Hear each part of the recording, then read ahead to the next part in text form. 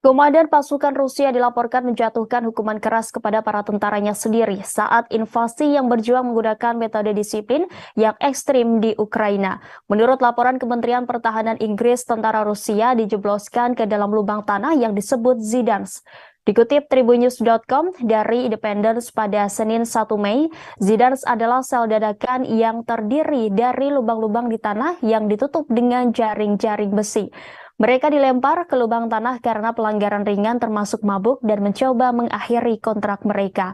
Ini adalah perubahan nyata dalam kebijakan dari sentuhan yang relatif ringan yang digunakan komandan militer pada hari-hari awal perang, bahkan mengizinkan pasukan yang berbeda pendapat untuk diam-diam pulang jika mereka mau.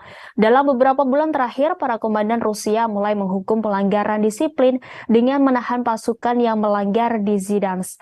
Hukuman keras diyakini mulai berlaku ketika Kepala Staf Umum Valery Gerasimov mengambil alih komando tentara pada Januari 2023. Di sisi lain, Rusia bersumpah akan bertindak keras setelah otoritas Polandia dilaporkan menyerbu sekolah kedutaan Rusia di Warsawa. Saluran berita TVP Info milik pemerintah Polandia melaporkan bahwa polisi muncul di luar sekolah kedutaan Rusia di Jalan Kileka di Warsawa pada Sabtu pagi.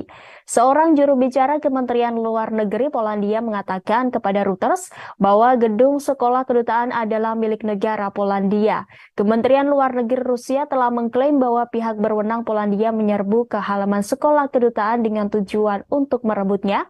Sementara itu, pasukan Rusia dilaporkan menderita penyakit radiasi setelah menggali parit dan memancing di Chernobyl. Warga Ukraina yang tinggal di dekat pembangkit listrik tenaga nuklir yang meledak 37 tahun lalu itu telah memperingatkan Rusia agar mereka tidak mendirikan kemah di hutan. Pasukan Rusia itu disebut telah memahami resikonya tetapi memilih mengabaikannya. Mereka dilaporkan membuat parit, memancing di saluran pendingin reaktor, dan menembak hewan.